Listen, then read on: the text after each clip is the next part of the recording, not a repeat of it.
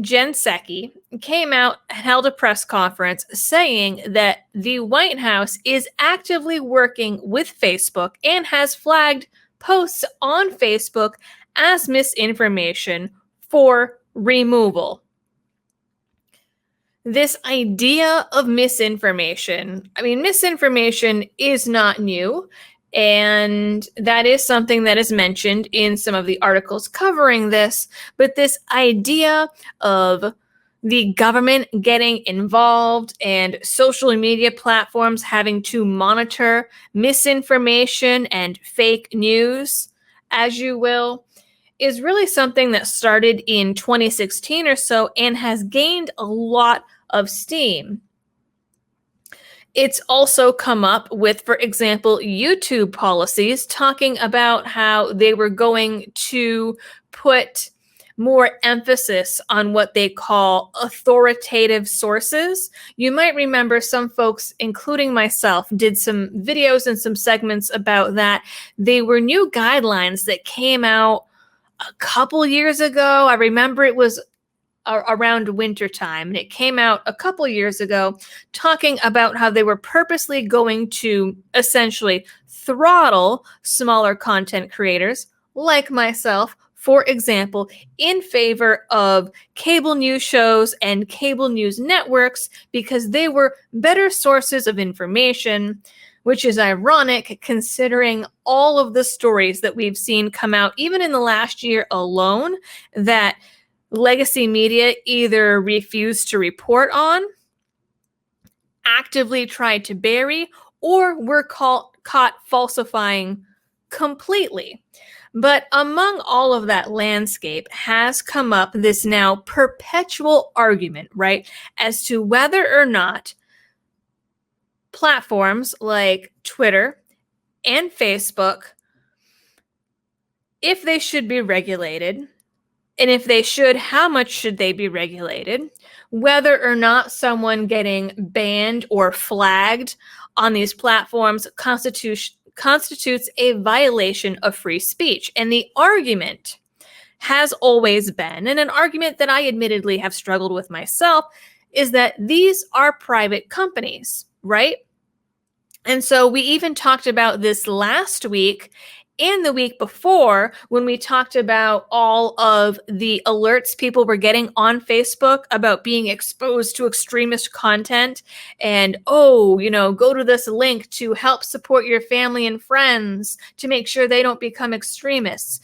We talked about this then and again last week of, all right, so there is this question of, how much do we take into consideration the fact that these big social media platforms have essentially become the new town square, the new place where information is primarily exchanged and disseminated throughout the community? We also have to take into consideration that Facebook and Twitter are some of the primary places that a lot of folks get information directly from their legislators. How many times have we done some story on this live stream and it's like, oh, well, according to this press release that this representative put up on Twitter, or that this Army personnel person put up on Twitter, so much of the information that's even given out to the public from our lawmakers is now posted directly on Twitter and Facebook.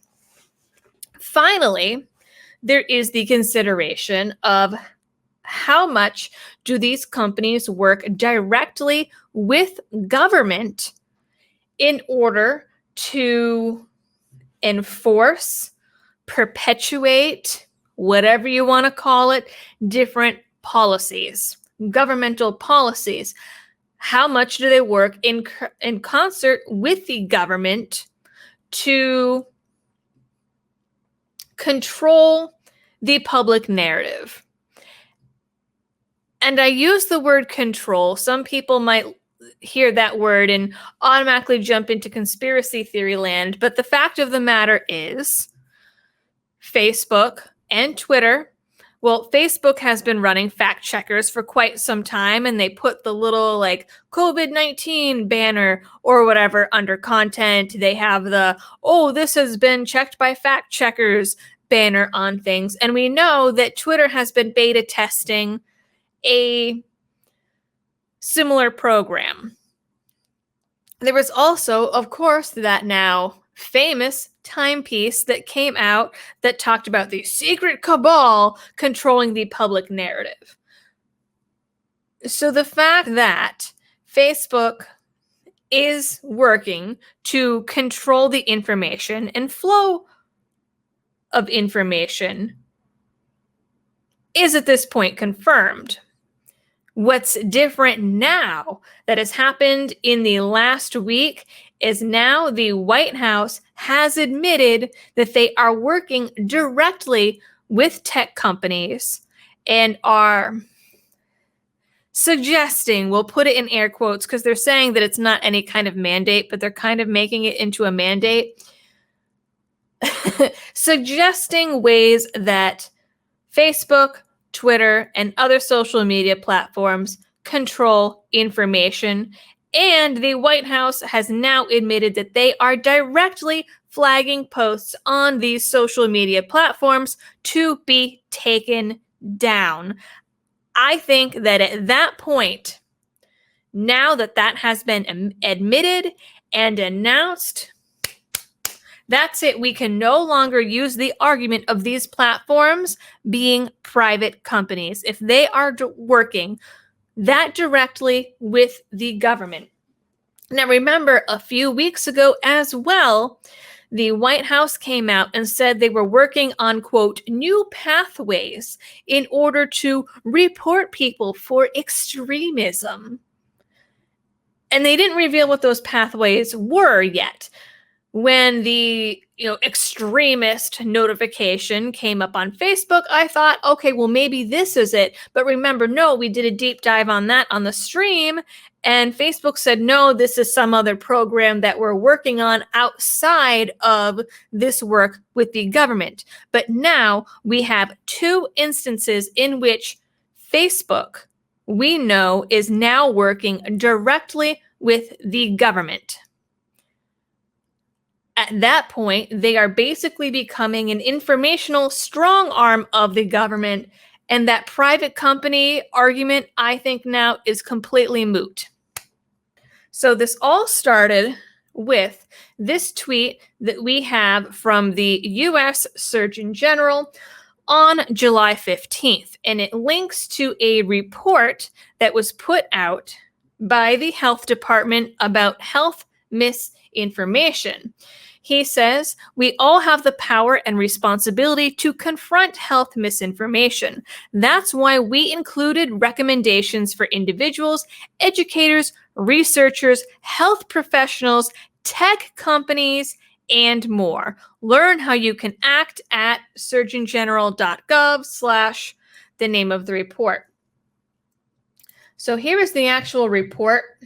We're not going to go through the whole thing because it is 22 pages long, but I did go through and highlight some pretty pertinent areas, I thought. So first of all, right off the bat, in the little introduction section here, I thought it was interesting. This is supposedly a direct statement from the Surgeon General. Limiting the spread of health misinformation is a moral and civic imperative that will require a whole of society effort. It's funny, everything that is happening now politically is suddenly, oh, the civic duty of every American. Reporting extremist content is the civic duty of every American. Educating people and educating your family and friends about their health misinformation is now your public duty and the civic duty of every American. It's starting to sound a little familiar, isn't it? Very reminiscent of some of the World War II propaganda. So one of the little quotes in here, misinformation has caused confusion and led people to decline COVID-19 vaccines, reject public health measures such as masking and physical distancing, and use unproven treatments. Oh, so it's misinformation and people are just confused. They're acting like people are just dumb children and don't have the right to make their own health decisions or question those health decisions, which is kind of interesting because later in the report, it talks about how we need to respect and honor people's questions and answer them appropriately. But here, no, like if you have decided that you're not going to get the COVID vaccine because I don't know, it hasn't been out long enough to really have any long-term data on side effects. We don't know, for example, they say that it's perfectly safe in pregnant women, but they haven't really followed any pregnancies from beginning to end.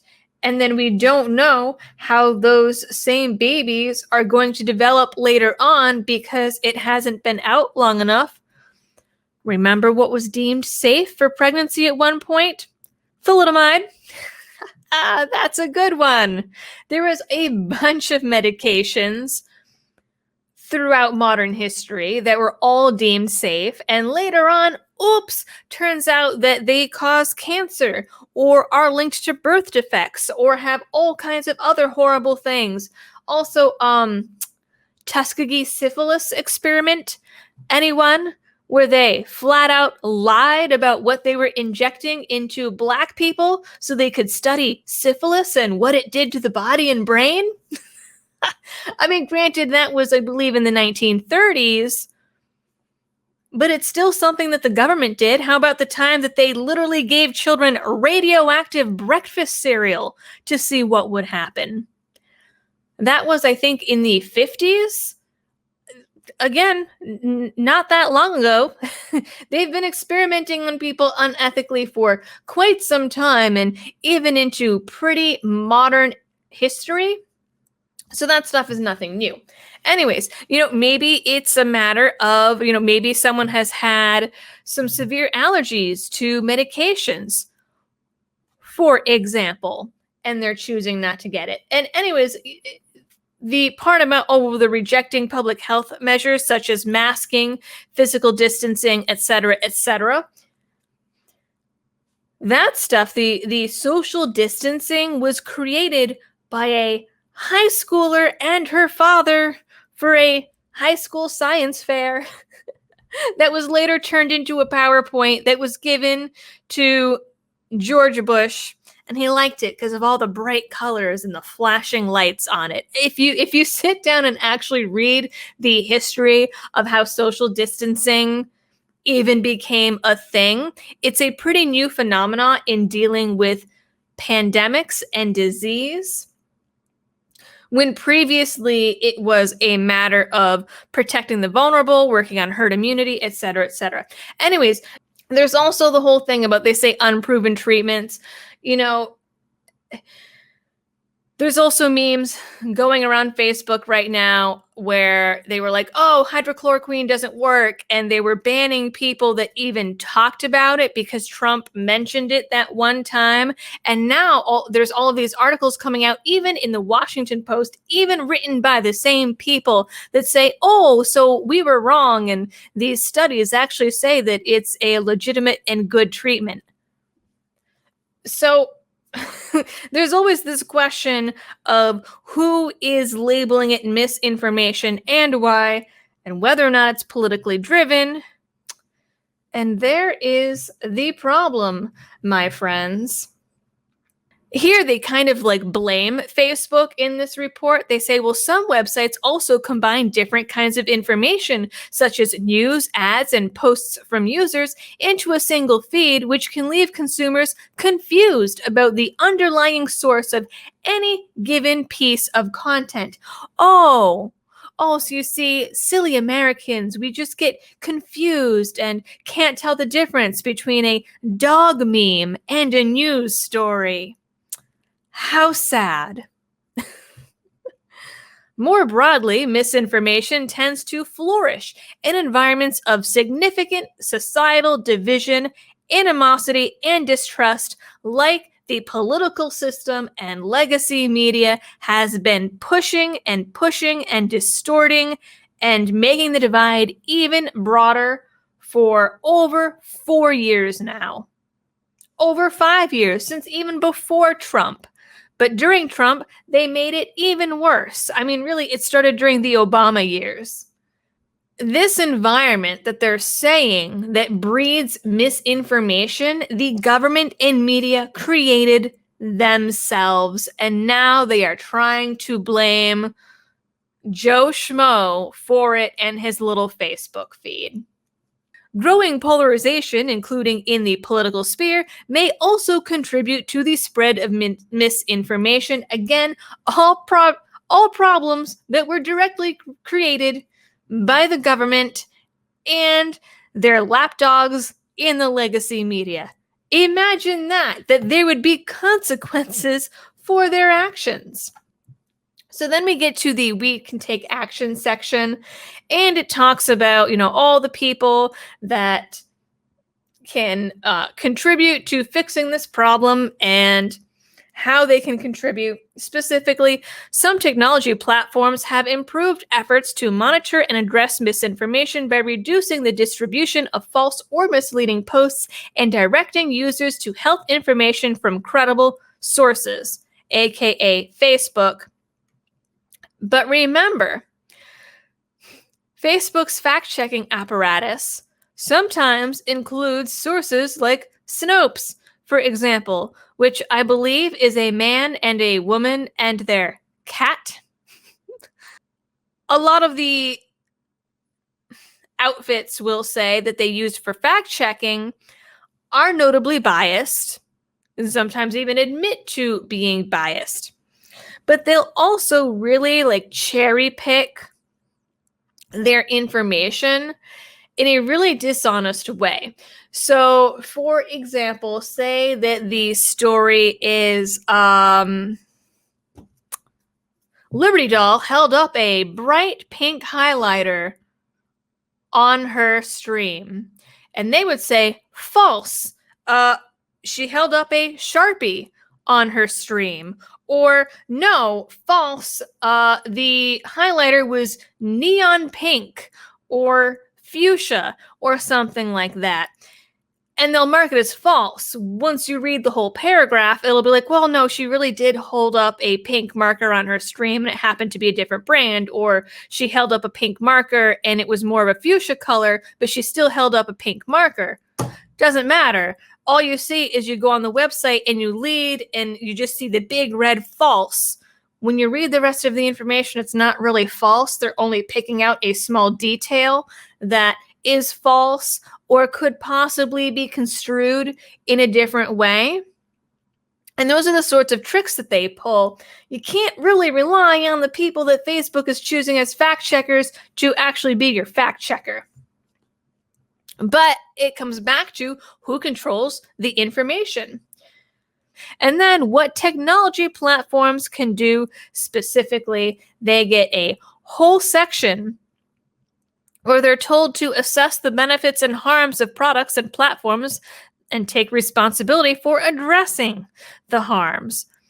See, this puts them in that weird platform versus publisher debate, but that debate from this point forward, ever since that press release and that little press conference yesterday, makes that argument null and void. The point is moot. It doesn't matter anymore because they're working directly with the government to censor the information on their platform with government input directly from White House officials that are in there flagging posts and flagging content.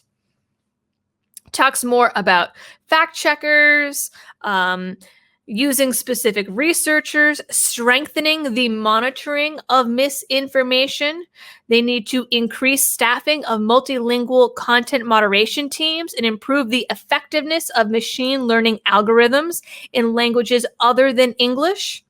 They also need to address misinformation in live streams, which are more difficult to moderate due to their temporary nature and use of audio and video.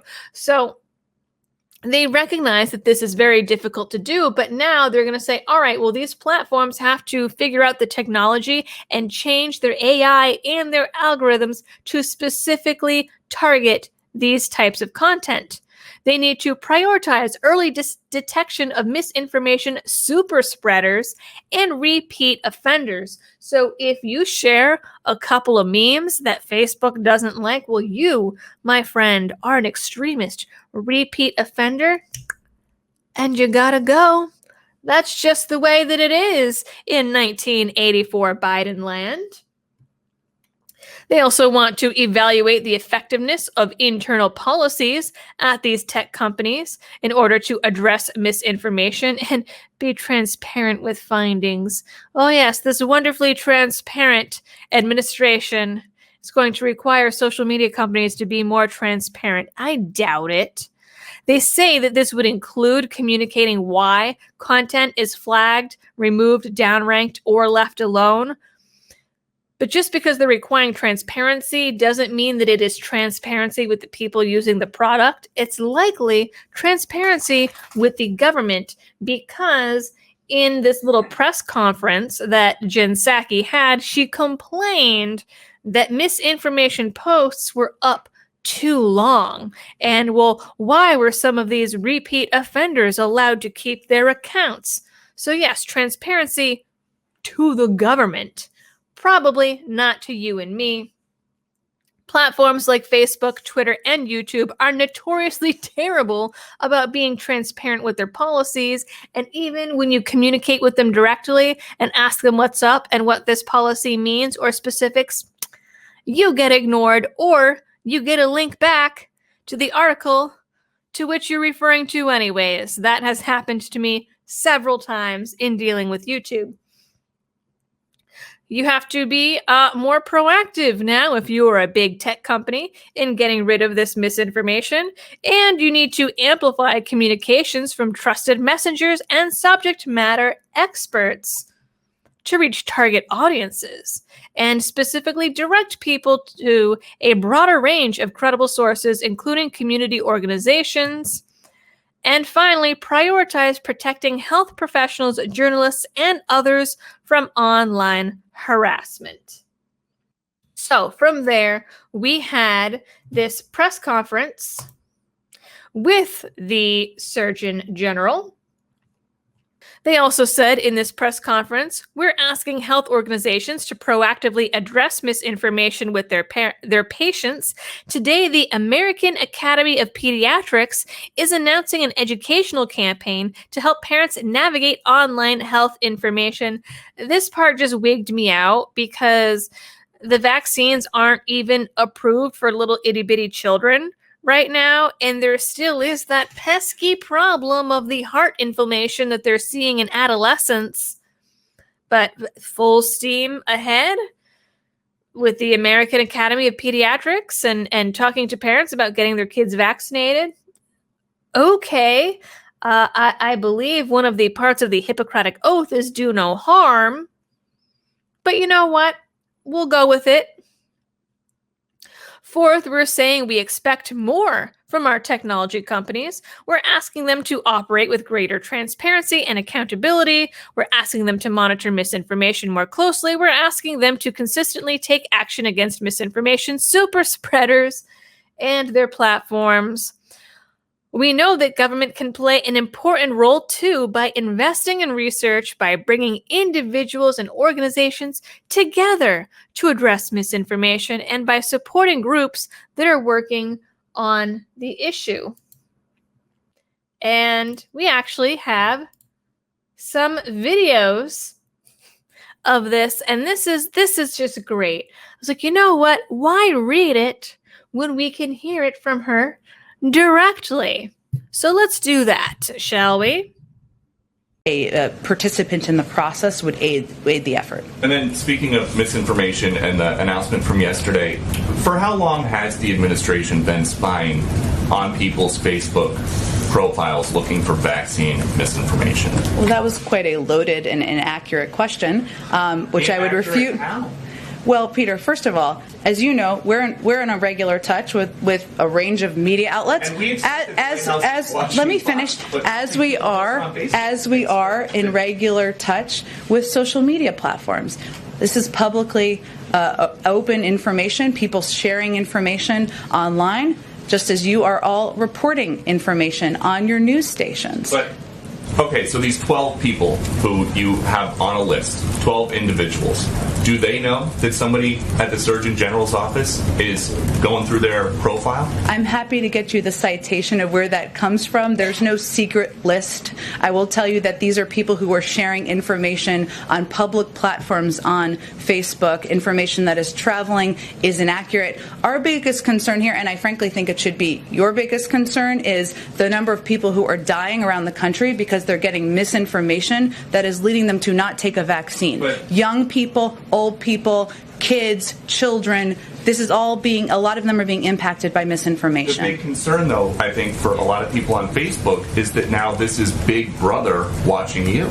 They're more concerned about that than people dying across the country because of a pandemic where misinformation is traveling on social media platforms. That feels unlikely to me. If you have the data to back that up, I'm happy to discuss and it. About things that are on Facebook, I looked this morning. So there we have it. The list that they were referring to of 12 people is at another point in the press conference. Jen Psaki said that the government has a list of 12 accounts specifically that they have labeled as super spreaders of misinformation, and they want Facebook to delete those accounts. Those are the posts and the accounts that they've been saying, like, oh, well, you know, why do they still exist? Why aren't they banned? Why haven't they been deleted? Why haven't their posts been taken down? And there is a list. Now, I think it's interesting that this reporter asks her, well, how long has the government been watching these communications? And he does use the word spying, which is a loaded term, but that is essentially what it is. And she says, well, it's public information. It's public posts on Facebook. Well, not everybody on Facebook has a public profile like myself. And she also is pushing this thing of, well, people are dying because they're not getting vaccinated, and that's more important than whether or not you think that it's Big Brother. I doubt that people are really that worried about Big Brother, blah, blah, blah, blah, blah. And she never does answer whether or not these 12 people know that they're on the government list, which is one of the features, not a bug, of government lists. If you have the data to back that up, I'm happy to discuss it. About things that are on Facebook, I looked this morning. There are videos of Dr. Fauci from 2020 before anybody had a vaccine, and he is out there saying there's no reason to be walking around with a mask. So is the administration going to contact Facebook and ask them to take that down? Well, first, I think what Dr. Fauci has said himself, who's been quite public out there, is that science evolves, information evolves, and we make that available in a public way to the American people. Exactly. I have never seen any data to suggest that that the vaccines cause infertility. That is information that is irresponsibly traveling. Okay. Just one more. Sorry, excuse me, just one more. Okay, about the science, about the science evolving. Facebook used to block people from posting that COVID may have originated for a lab. That is something this president now admits is a possibility. So is there any concern that things you're trying to block or have taken down might someday turn out to be... We don't take anything down. We don't block anything. Facebook and any private sector company makes decisions about what information should be on their platform. Our point is that there is information that is leading to people not taking the vaccine, and people are dying as a result. And we have a responsibility as a public health matter to raise that issue. And the responsibility we all have, the government, media, platforms, public messengers, to give accurate information. Go ahead. So she talks about elsewhere in the press conference about how they are flagging posts specifically on Facebook for misinformation. The government, The White House is flagging posts on Facebook for misinformation, but then also says, well, we don't take anything down. We don't block anything. No, they're going in there and looking at Facebook and Twitter and telling these companies what they need to take down. So technically, I suppose she's right, but only on a technicality. It's a matter of who's pressing the button, and it just happens to not be Jen Psaki. We also have this clip, and this was the one where she specifically talks about the 12 people. So I think this was a question asked before, there's about 12 people who are producing 65% of anti-vaccine misinformation on social media platforms. All of them remain active on Facebook, despite some even being banned on other platforms, including Facebook, ones that Facebook owns. Third, it's important to take faster action against harmful posts. As you all know, information travels quite quickly on social media platforms. Sometimes it's not accurate, and Facebook needs to move more quickly to remove harmful violative posts. Posts that will be within their policies for removal often remain up for days. That's too long. The information spreads too quickly. Finally, we have proposed they promote quality information sources in their feed algorithm. Facebook has repeatedly shown that they have the leverage to promote quality information. We've seen them effectively do this in their algorithm over low quality information, and they've chosen not to use it in this case, and that's certainly an area that would have an impact. So these are certainly the proposals. We engage with them regularly, and they certainly understand what our asks are. And one of the problems. So there it is. The government has a list of 12 accounts specifically that they believe need to be taken down for misinformation.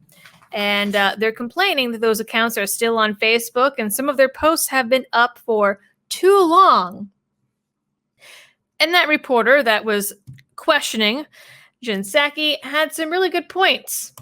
He brought up the fact of Fauci acknowledges moving goalposts on herd immunity from COVID-19. This was something that was fact-checked frequently on Facebook.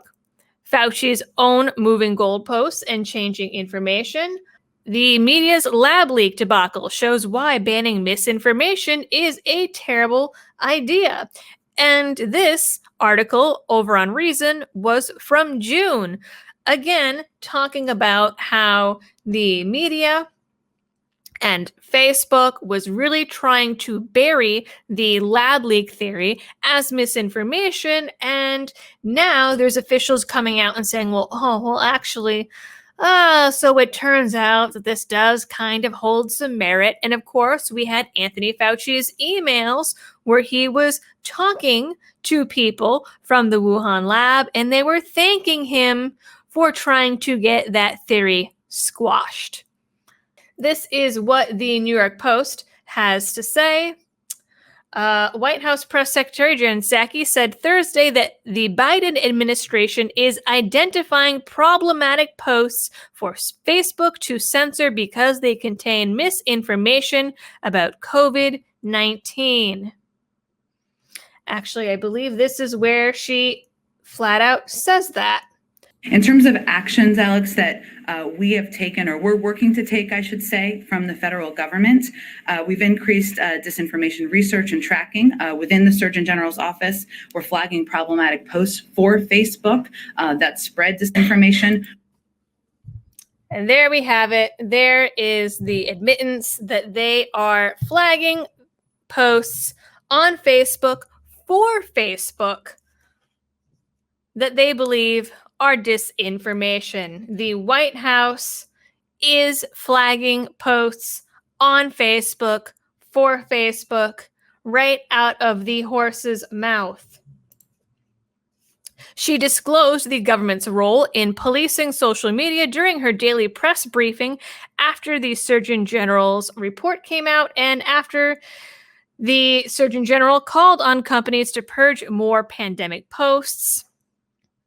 The demand for censorship and Psaki's admission of government involvement follows a series of flip-flops from health officials who contradicted themselves throughout the pandemic on issues such as mask efficacy, as well as censorship claims of claims that later gained credibility, such as the theory that COVID-19 linked from a Chinese lab. And it really makes me wonder if this stream and the little clip that I take out of it are going to get flagged on YouTube and Facebook. It's a high possibility at this point. It sounds like, even though we used direct sources from the report itself and C-SPAN's coverage of the press conference. Psaki also said, we are in regular touch with the social media platforms, and those engagements typically happen through members of our senior staff and also members of our COVID-19 team, given, as Dr. Murthy, Surgeon General, conveyed, this is a big issue of misinformation, specifically on the pandemic. So there we have another admission that social media platforms and the White House are directly working together on this project to flag posts and decide what is and isn't misinformation in a time where she admits that the science often and sometimes quickly changes and that the information can often and quickly change. Doesn't matter. She says what matters is the fact that unvaccinated people are dying and are spreading their disease, and that it is misinformation on Facebook and no other possible reason why people might choose not to get the vaccine. That is the only reason, and it is the government's job to fix it. Thanks for tuning in for this clip of the Liberty Dollhouse live stream.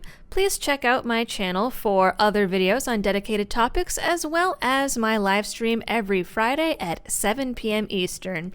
As always, thanks for tuning in, and I'll catch you on the next one.